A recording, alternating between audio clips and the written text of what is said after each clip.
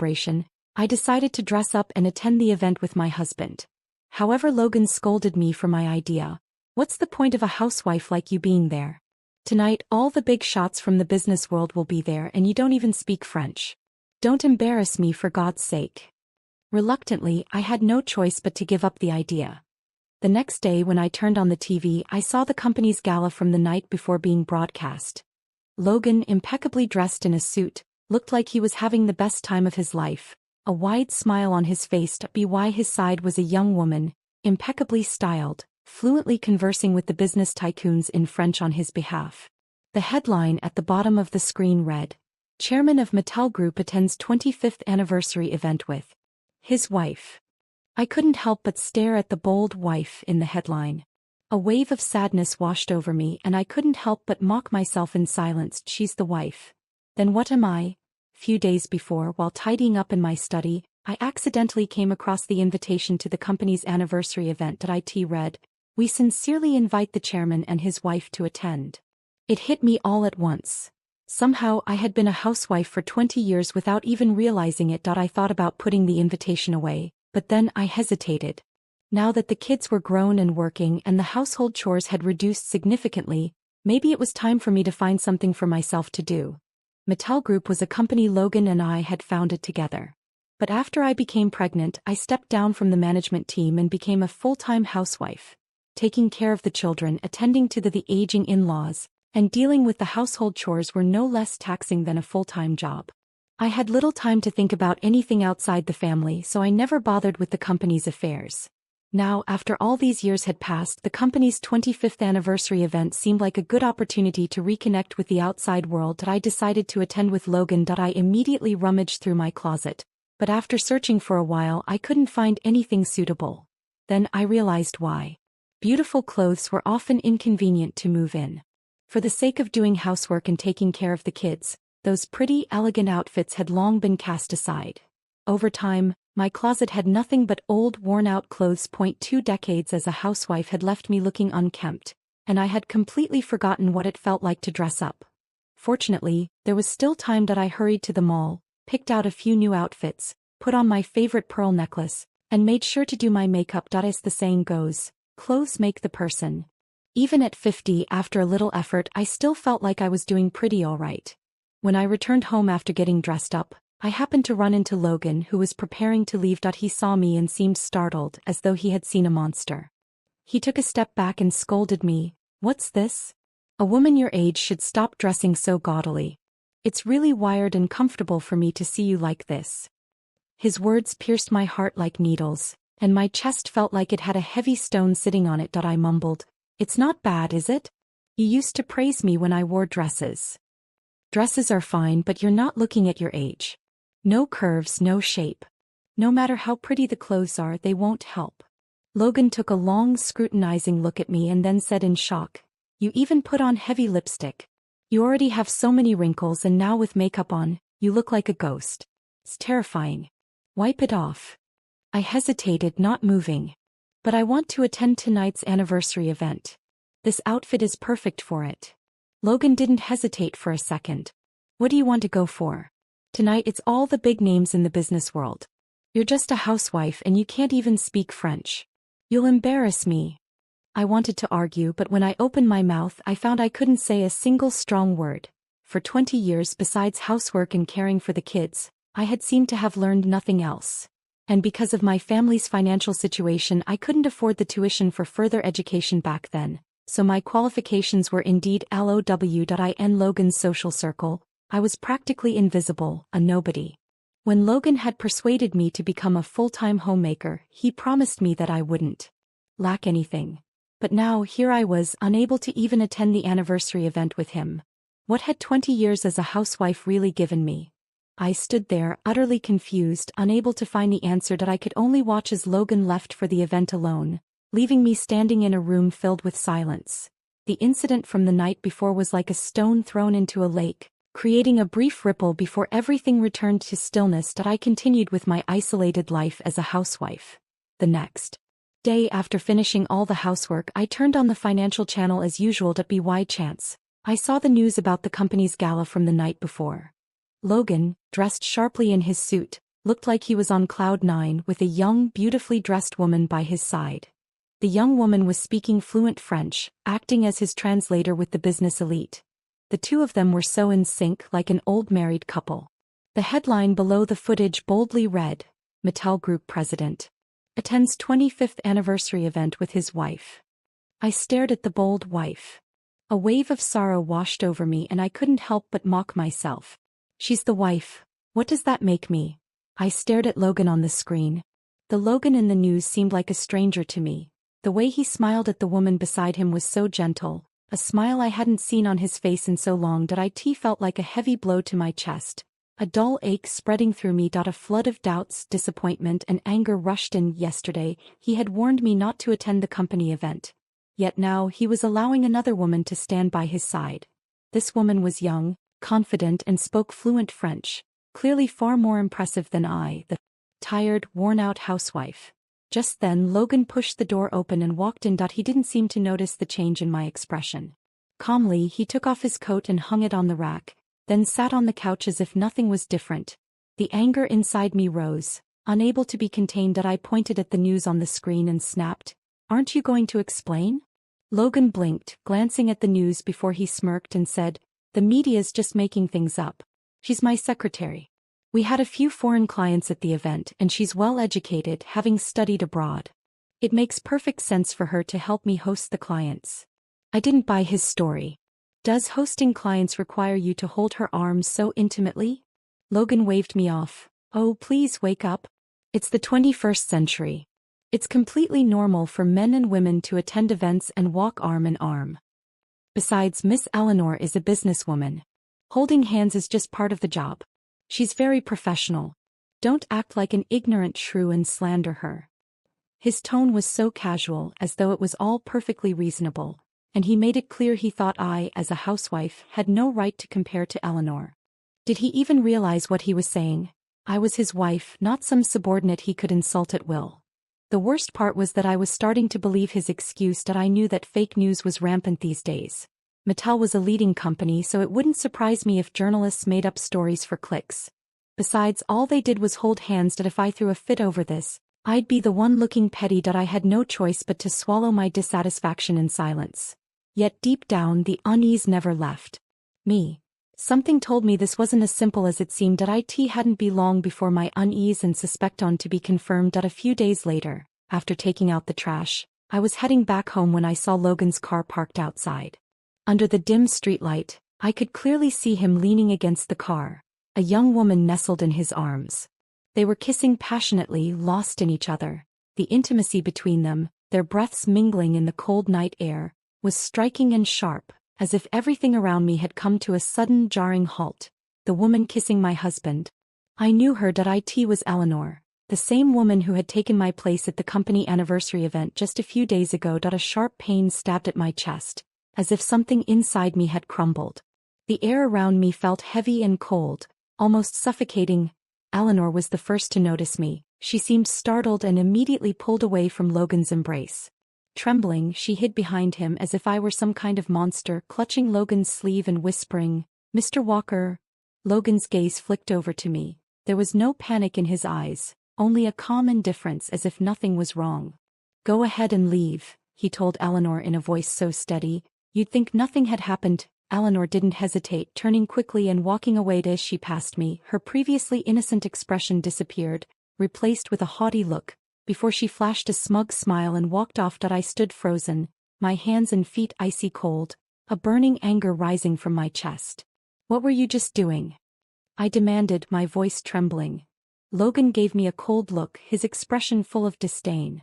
"We were just sharing a friendly kiss, showing affection between friends. It's nothing to make a fuss about." I was furious, my eyes red. "Logan, I'm not stupid." Logan's patience seemed to snap. "So what, you're accusing me of cheating now?" Eleanor has been a top student since childhood, got into a prestigious school on her own merits, and she's excellent at her job. Plus, she's beautiful, has a good personality and countless admirers. His tone grew sharp, almost mocking. "You think she'd be a mistress?" I cut to the point. "Being a mistress has nothing to do with education." Logan slammed his hand on the table, pointing at me in warning. Eleanor is a high-ranking executive I hired with a good salary. She's going to help me take the company public. Don't spread rumors about her behind her back. If you make her angry and she quits, I won't forgive you. He gave me a disdainful glance. You're old enough to be Eleanor's mother. You can't even understand how hard she works, and yet you're always trying to compete with younger women. Aren't you ashamed of yourself? My heart sank into the depths of despair that I remembered when I was pregnant. Uncertain whether to retreat to being a stay-at-home mom, Logan had comforted me so gently. What are you worrying about? We're both working hard for this family. I'm just the one working outside, you take care of the home. How could I ever complain about you? I should be the one worrying about you, resenting me for being a workaholic and neglecting the family. Those sweet words echoed in my mind, but now the cold reality hit me like a slap in the face. All the sacrifices I had made stepping back from my career to take care of the home, those years had been so laughable that in the end, my husband no longer thought I was good enough for him, that I suddenly felt so tired, and I didn't want to keep arguing with the stranger standing in front of me. Logan, let's get a divorce. Logan seemed to find it hilarious, laughing mockingly. You really have no idea, do you? Now you're just following the trend. Divorce? You're a 50-year-old woman. Who would want you after me? Do you really think you're still young? My voice was cold, devoid of any warmth. It doesn't matter if no one wants me. It's still better than dying in this loveless house. Logan's smile immediately froze on his face. He didn't dare to laugh at me anymore. Suddenly it hit him. I wasn't joking this time. I was serious. After that night I was determined to get a divorce. Logan tried to persuade me several times, but when he realized he couldn't change my mind, he called our son Owen back home to talk me out of it. Owen had just graduated from college this year and was working at Logan's company. He rented an apartment near the office to make it easier for work, so he wasn't living at home. The moment he walked in, he rushed to my room and asked, "Mom, are you really going to divorce Dad?" I didn't answer, continuing to pack my things, preparing to move out. Owen saw the suitcases scattered around the room and knew I was serious. He anxiously said, "Mom, you can't be this selfish. If you get a divorce, what am I supposed to do? I just joined the company, my position isn't stable yet. How can I take over Dad's business in the future?" I let out a cold laugh. He was definitely Logan's son, cold-blooded and self-centered, just like his father. No matter what happened, the only thing they cared about was their own interest, that I was so unlucky to have met these kinds of people. It's me getting a divorce, not me cheating. Don't worry, you'll always be Logan's son. Just hold on to his leg tightly, the wealth and power will be yours. Mom, that's not what I meant, Owen quickly explained. Seeing that I wasn't responding, he grew more frustrated, scratching his head, then blurted out, "You're going through with this divorce now. Aren't you just giving Eleanor what she wants?" I stopped what I was doing, staring at Owen. The incident had happened so suddenly that I didn't have time to tell him about Logan's affair, but now he knew about Eleanor. In a cold voice I asked, "You knew your dad was cheating this whole time? And you've been helping him hide it from me?" Owen instantly regretted what he said and quickly covered his mouth. He didn't dare look me in the eye as he spoke quietly. "What good would it do to tell you? Are you really going to divorce him now? A woman of 50, what can you even do after a divorce?" I threw the clothes I was holding on the floor in frustration and shouted, "If it weren't you forcing me to be a stay-at-home mom when I was pregnant, I would have been an executive at the company by now. What does 50 have to do with it? I may be getting older, but I'm not dead. 50 is the age to still make my mark. I have hands and feet. As long as I have confidence, starting a business again isn't impossible." Owen angrily slammed his fist on his leg and said, "If you divorce, you'll have nothing. How will you even start a company? I may not know much, but I know that the law says assets are divided equally in a divorce. I've been married to your dad for 30 years, how could I have nothing to start with?" Owen, with a pained look, said, "The premise of dividing assets is that your dad has money. If his bank account is empty, you won't get a penny. Ever since he got together with Eleanor, he's been secretly transferring assets." He continued to explain, "Eleanor's a Harvard graduate. She's extremely skilled. Your dad's shares in the company have already been transferred to an offshore company with her help. His savings and properties have either been moved overseas or are registered under your grandparents' names. Even his salary is now just $1 a month.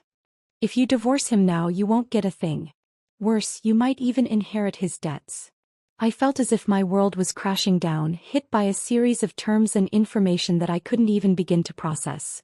But I didn't sign any loan papers. How could I inherit his debt? Owen slammed his fist on the table, exasperated.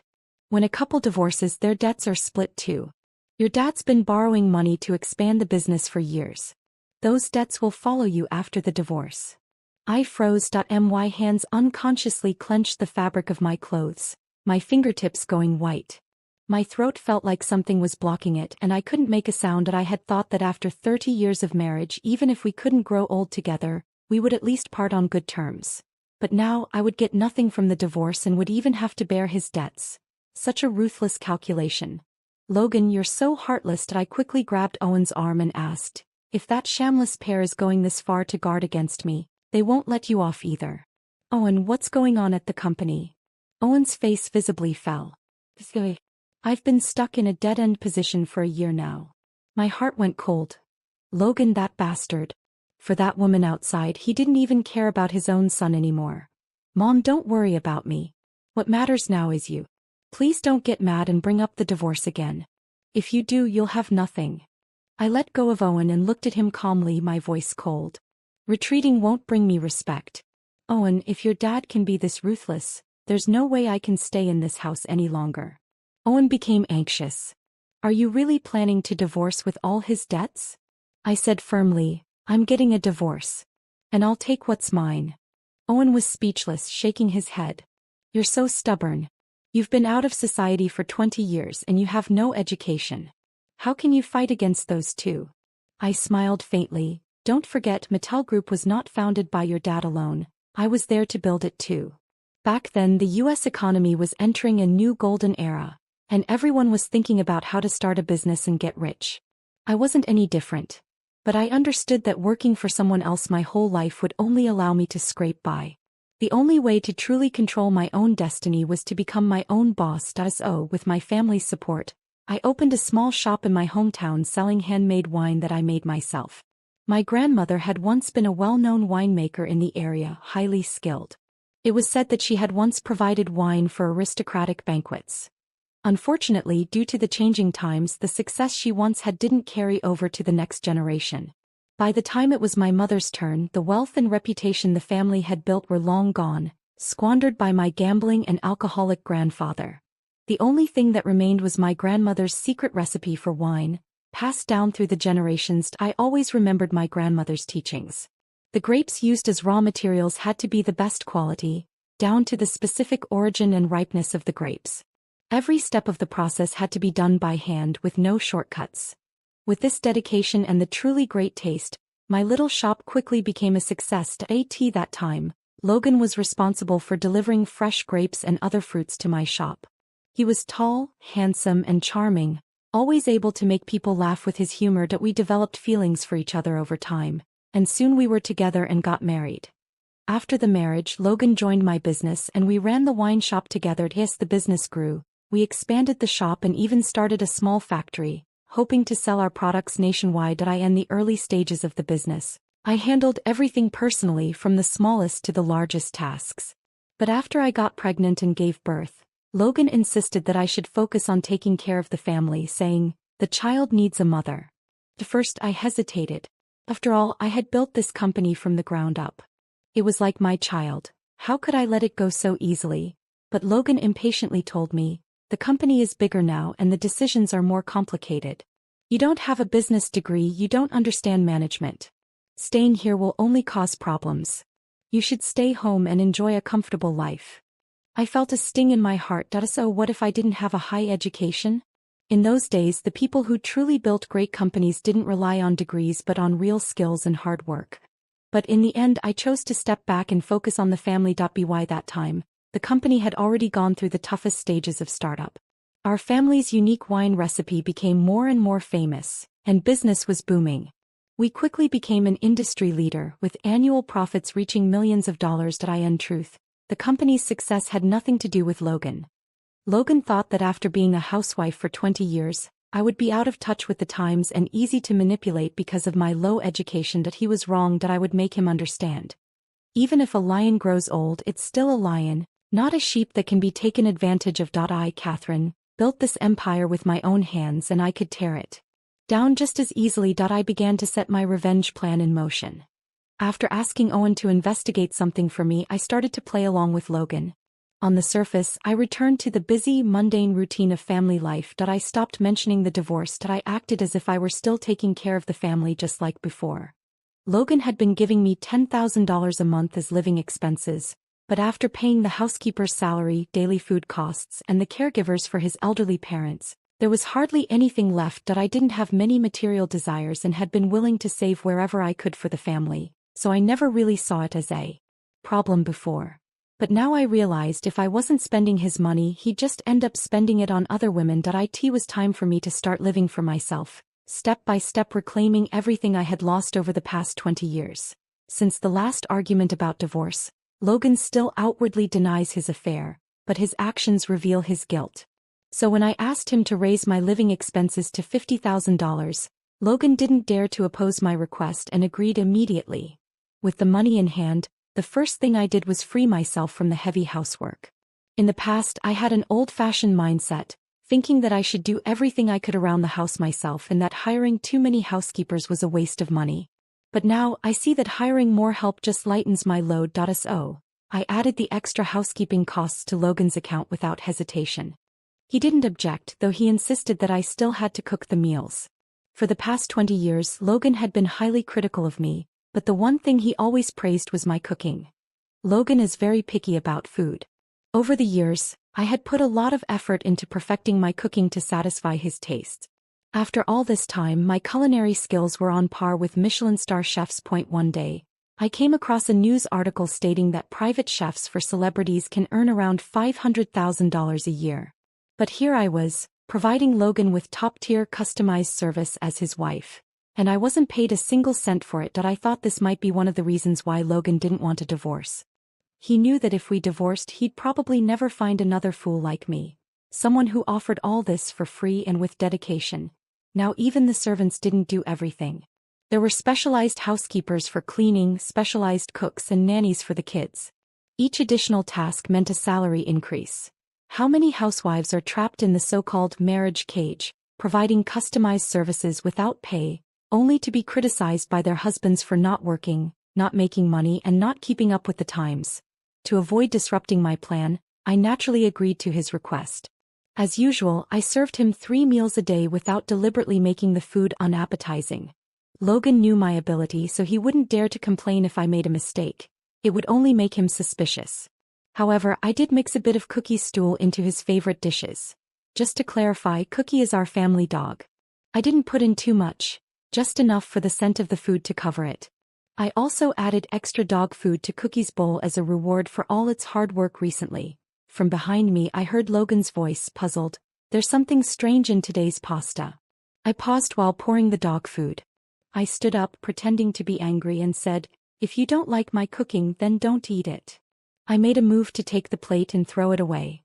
Logan quickly stopped me, saying, "No, I didn't mean it that way. Don't be mad." He smiled and finished the plate of pasta. I couldn't help but sneer inwardly. Logan had been living in wealth for so long that he had forgotten the most basic principle of life. Never offend the person who cooks your food. Otherwise, you'll never know what special ingredients might be added to your meal. This little game with Cookie's stool continued for 3 months.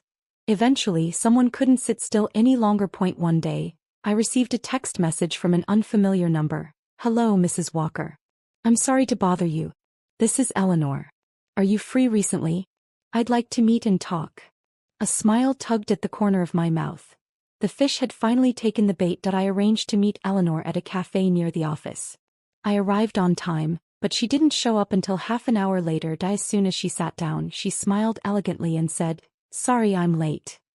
There's so much going on at the company. I'm swamped every day. Unlike you, a housewife who just sits around drinking tea and has all the free time in the world." I was struck by the assumption. Not only Logan but even outsiders thought that being a housewife meant idleness, that it was somehow inferior to having a real job. In the past I might have cared about such remarks, but now I couldn't care less. Being a housewife is a profession too, just like white-collar workers, blue-collar workers, or any other job that keeps society functioning. There's no hierarchy of professions. What really has a hierarchy are people who look down on others through tinted glasses. I calmly replied. Eleanor, you must have another reason for asking me out, right? Well, a wife finds her husband kissing another woman at the doorstep and doesn't cause a scene. You don't seriously think I was the one who seduced him, do you? Eleanor said with a smug grin. I followed her words without missing a beat. Go on. Eleanor chuckled with pride. That night it was actually Mr. Walker who initiated things. He was drunk and insisted I take him home. When we got to the house, he suddenly pulled me into a hug and kissed me wildly, saying how much he liked me. I wanted to push him away, but then I saw how passionate Mr. Walker was about me, she said, adjusting her hair and feigning shyness. I suddenly felt sorry for him. A CEO of a company getting so worked up over a kiss. His wife must not take care of him at all. What kind of emotional abuse has he been suffering at home? Despite her bragging tone, my expression remained calm. My fingers gently traced the surface of the table as if her words were nothing more than trivial conversation. Finally, I spoke calmly. So what you're saying is Logan likes you and I should step aside and make way for you? Eleanor puffed out her chest. Of course. I looked up at her for the first time, studying her carefully. She was dressed head to toe in designer labels, the epitome of a rich girl's style. With arms crossed and back straight, her obsidian-like eyes radiated vitality and ambition. Young, beautiful and highly educated, fresh from studying abroad. It was no surprise that Logan was interested in her. But given Logan's wealth, there were plenty of women like her. Why her? As I looked into Eleanor's eyes, I could clearly see the ambition she was trying to hide. Suddenly, everything clicked. Logan's taste hadn't changed one bit. This girl was a mirror image of who I had been when I was younger. When we first married, Logan was handsome, a graduate of Northwestern University with professor parents. I was just a high school graduate and my parents ran a small coffee shop. His background was far superior to mine. Logically, I had no business being with him. I had asked him back then what he liked about me when he confessed. He had smiled, ruffled my hair, and his eyes had sparkled like they were filled with stars. He had said he liked the boundless ambition in my eyes. And yet, this same man, after we married, urged me to abandon that ambition and focus on raising children and managing the household for the sake of our family. Wasn't that hypocrisy? He married a shining woman, then shackled her with children and housework. And when she grew older, he discarded her to find a younger version. I couldn't help but laugh softly. This time I wouldn't let anything hold me back. I would live for myself.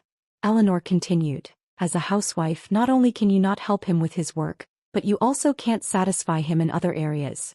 You might as well leave him now before you become the joke of the town.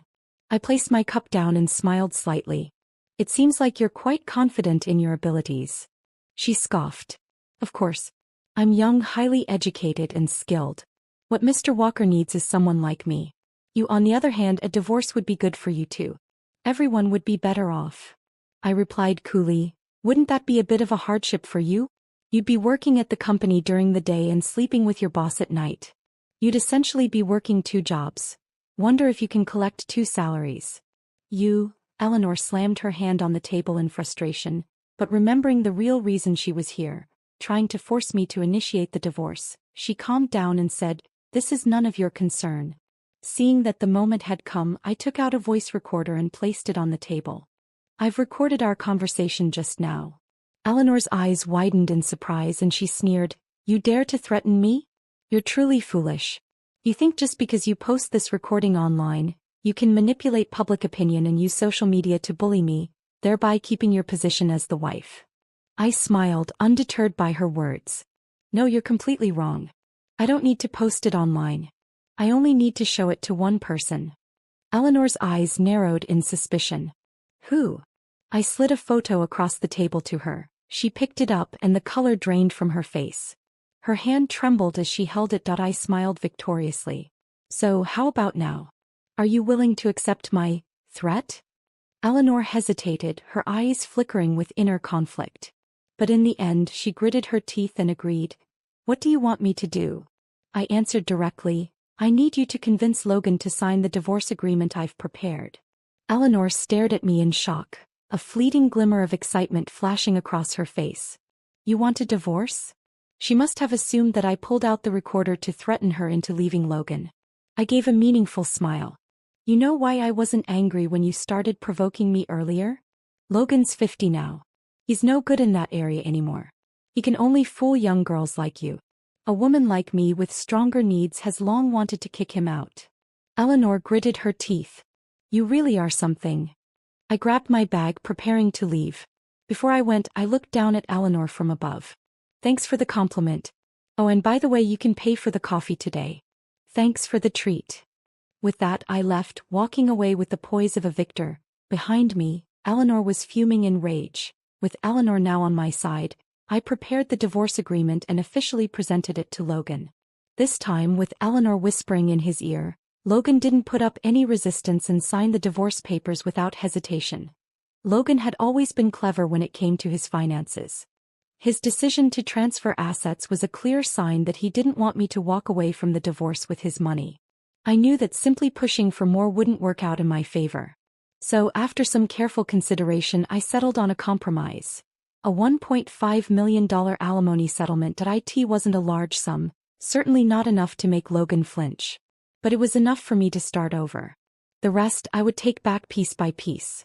After the divorce, I quickly moved out of the house I had lived in for so many years and rented a small place.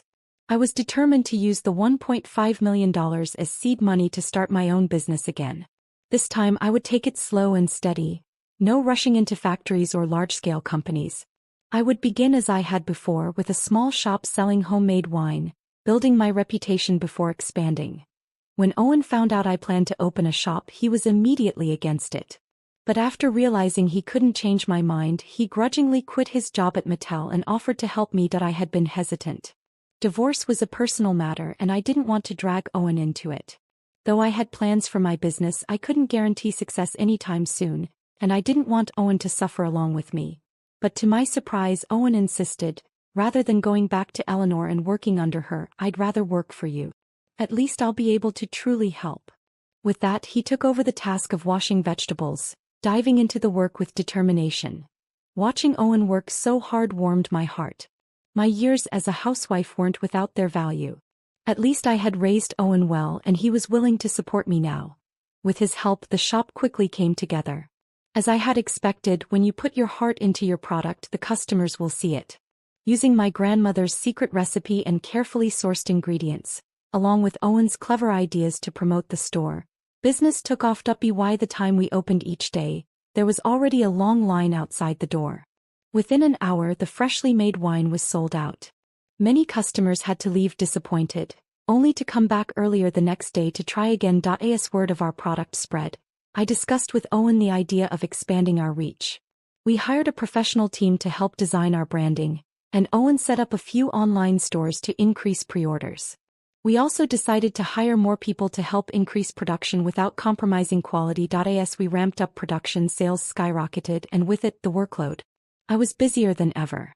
Every day in the shop felt like running a marathon, and there were times when I felt like I couldn't catch my breath. But it was different now. When I used to be busy at home, I felt a sense of emptiness, like I was stuck in a life with no future. Now I was earning money with my own hard work, doing what I loved, and dreaming of a future that was entirely mine to shape. I could finally announce to the world that 50 wasn't old at all. With persistence, anyone could build something from nothing. And this was just the beginning. The business had been booming for over a year now.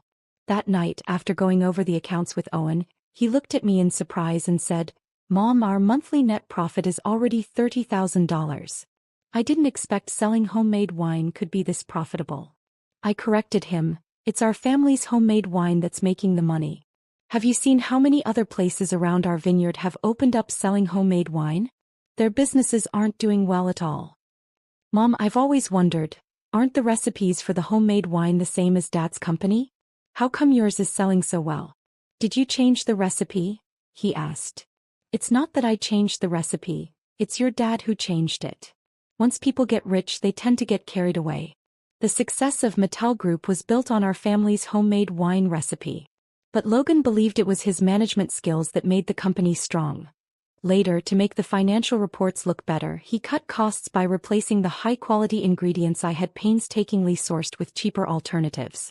When I found out and confronted him about it, he said, "It's not like the customers will taste the difference. Why bother using such good ingredients? But what I know for sure is that sincerity is what matters most in winemaking. Capitalism has no limits when it comes to making money. Today they'll swap in cheaper grapes to cut costs. Tomorrow they'll use grapes that are past their prime. Not only is this bad for others, but it's also bad for themselves. Then Logan grew even more ambitious. He wasn't satisfied with traditional production and sales anymore. His new dream was to take the company public and make a huge profit. The reason I had Eleanor persuade him to divorce me was that once the company went public, he wouldn't be able to hide his assets anymore, and I'd be entitled to nearly half of the company's market value. That's when Logan made the decision to divorce me. Before the divorce papers were even finalized, I heard that Mattel Group's sales had dropped year after year. His arrogance had eventually led to his downfall. But it turned out that his failure worked in my favor. If he hadn't messed up so badly, my wine business wouldn't have taken off so quickly after I left him. As I found my footing again, life got better and better. One day, Owen came running to me excited. "Mom, I heard Dad recently fired all the senior employees at the company." Frowned. "Why did he fire them? Did they do something wrong?" "They didn't do anything wrong. Dad's obsessed with taking the company public, but the sales have been dropping every year. He couldn't figure out why, so to make the financial reports look better, he had no choice but to lay people off." Owen continued, analyzing the situation. "These senior employees have been with the company from the beginning. They're high-paid, low-education people that Dad has never liked. This was the perfect chance for him to get rid of them." I couldn't help but laugh at Logan's naivety. These employees were the first ones I personally hired when Mattel was just starting out. They were capable, driven people who had stuck with Mattel through thick and thin. They had witnessed all the ups and downs, and they were the backbone of the company now. Cutting them was like cutting into the company's very heart. I turned to Owen and said, "You should have their numbers, right? Call them up and tell them to come work for us tomorrow." Owen blinked his big innocent eyes and asked, "Mom, what do you want to do?" I lifted my chin confidently. "I'm building my own trusted team. We're going big now." After more than a year of operation, the brand I created for homemade wine had gained considerable recognition. The customer flow kept increasing, and the small workshop could no longer meet the growing demand. I needed to partner with a factory, which meant starting a company, hiring more employees, and expanding operations. I had known Mattel's old employees for many years, and they were all hardworking, skilled people. Taking them directly from Logan's hands meant I didn't even need to train them. It was truly a stroke of luck. Logan thought he could manipulate me into leaving with nothing, but I was determined to make sure he never recovered from this. I would take back everything I had lost, all on my own. When Owen realized my ambitions, he leapt with excitement, shouting, "Long live Mom! Let's take down Mattel." When the old employees received my invitation, they didn't hesitate for a second and immediately joined us. Most of them were in their 40s with mortgages to pay and children to support. They had expected to work under Logan until retirement, only to suddenly face midlife layoffs. My invitation was like a lifeline. On top of that, I had always treated them fairly and had helped them both openly and discreetly over the years. In return, they were determined to work hard and help the company succeed. I named the new company Heritage. It wasn't just about making money. It was about bringing the fine wine passed down by my grandmother to every corner of this country. As the new company grew, so did my business. Meanwhile, Logan, in his rush to take Mattel public, made sweeping changes to their target customer base and downgraded the overall product quality, slowly losing the trust of their customers. The company's performance started to decline. On the other hand, under my leadership, Heritage flourished, quickly capturing the market Logan had lost. Finally, one day, Heritage surpassed Mattel in every aspect of performance. I was thrilled and distributed the majority of the profits as year-end bonuses to the employees. The old employees were overwhelmed with emotion, grabbing me by the arms and tearfully saying, "Boss, Mr. Walker's decision to divorce you was the biggest mistake of his life. Eleanor may be young, pretty, and highly educated, but what's the use? You made big money and thought to share it with us, while that woman kept trying to lower our salaries. She's really too much." "You know," they continued, "it doesn't matter how high your education is. What truly matters is having a kind heart."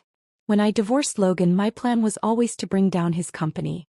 Over the past year, I've naturally been keeping a close eye on his situation. Right after our divorce, Logan married Eleanor. Post-marriage, she became even more active in offering advice to help Logan take Mattel public. However, Mattel's performance had been declining for years, and Eleanor's suggestions could never address the fundamental issues. Meanwhile, my company had been eyeing their market and gradually taking over what once belonged to Mattel. With external pressure from my company and internal mismanagement, Logan's dream of going public was completely shattered. If only Logan had listened to my earlier advice and brought back the original recipe, maybe his company would have had a chance. But Logan had always belittled me, never once considering my suggestions. As Mattel's performance continued to worsen, Logan resorted to drastic measures, including mass layoffs. Eventually, even Eleanor was sent home to become a housewife. I can't imagine she was happy serving a 50-year-old man, especially after she had been secretly involved with a British boyfriend while married to Logan. The last I heard of her, she had embezzled a significant sum of money and fled abroad. With the loss of cash flow and unpaid debts, Mattel quickly filed for bankruptcy. Logan was so enraged by this that he had a heart attack and is now still unconscious in the hospital. I knew exactly where Eleanor would go, so I instructed Owen to send her wedding photos with Logan to those locations. It was the perfect blow. The effect was immediate. Within a few days, I received an overseas call. As soon as I answered, Eleanor's frantic voice came through the line. "You damn woman. You're going to hell for this." Feigning confusion, I replied, "What's wrong, Eleanor? Did your boyfriend not like your wedding photos? Stop pretending. We had an agreement. I helped you convince Logan to sign the divorce papers, and you promised you'd keep it a secret. But you told Noah everything. You broke your word and now you'll pay." I shrugged nonchalantly. "Eleanor, I didn't break the agreement. I never promised not to send Noah anything. I only agreed not to give him the recording. What I sent were just your wedding photos. You liar.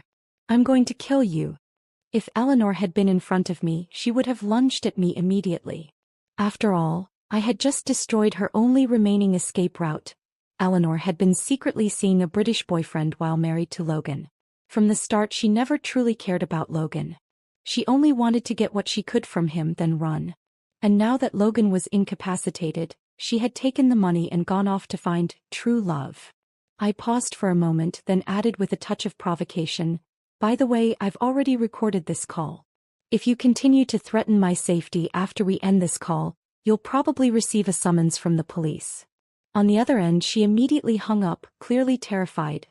Owen, who had been listening in, gave me a thumbs up. "When you asked me to investigate whether Eleanor was seeing someone else, I was skeptical. I thought, how could she be fooling around with my dad? But sure enough, you were right. As expected of you, Mom. How did you know?" "I didn't know anything special. I'm just a woman, so I understand how women think," I replied.